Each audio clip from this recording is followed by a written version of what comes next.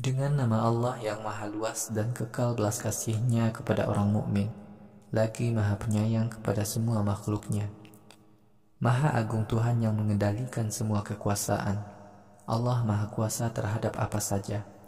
Allah lah yang menciptakan mati dan hidup untuk menguji kalian. Siapa di antara kalian yang paling baik amalnya?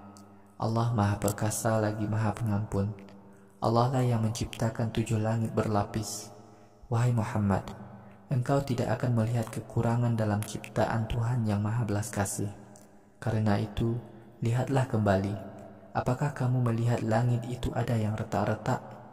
Kemudian lihatlah kembali untuk kedua kalinya. Niscaya penglihatanmu tidak akan mampu menjangkau seluruh langit dan kamu tidak menemukan kekurangan pada ciptaan Allah. Kami telah hiasi langit yang terdekat dengan bumi dengan bermacam-macam bintang yang bersinar. Kami jadikan bintang sebagai pelempar setan. Kami sediakan azab yang pedih bagi setan-setan itu. Orang-orang yang kafir kepada Tuhannya, mereka kelak mendapat siksa Jahannam. Jahannam adalah tempat tinggal yang sangat buruk.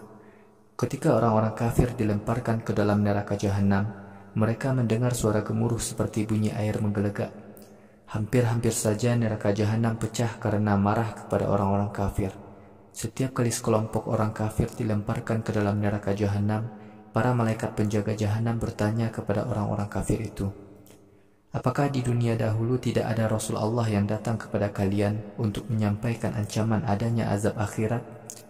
Orang-orang kafir itu berkata, benar, telah datang seorang Rasul yang menyampaikan ancaman adanya azab akhirat kepada kami, tetapi kami mendustakannya.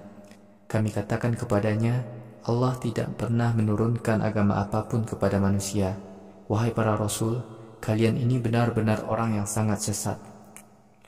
Orang-orang kafir itu berkata kepada para malaikat penjaga neraka, sekiranya di dunia dahulu kami mau mendengar atau mau mengerti ajakan para Rasul Allah, pasti kami sekarang tidak akan menjadi penghuni neraka Sa'ir.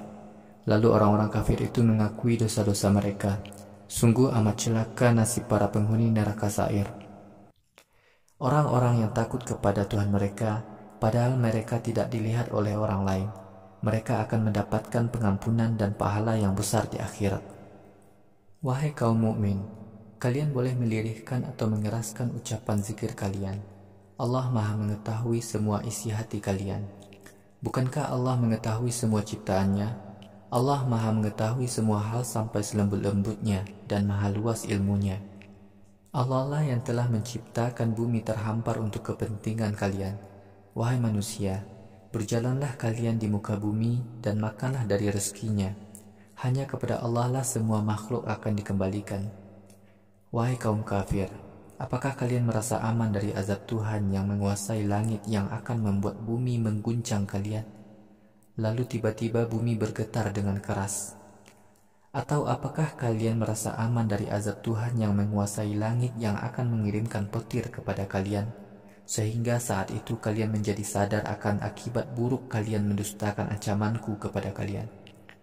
Orang-orang kafir sebelum kaum kafir Quraisy telah mendustakan Rasul-Rasul Allah.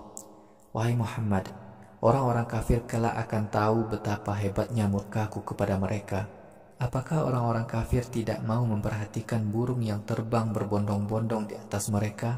Burung-burung itu terbang dengan ditahan oleh sayapnya, padahal tidak ada yang dapat menahan sayap burung itu selain Tuhan yang maha belas kasih.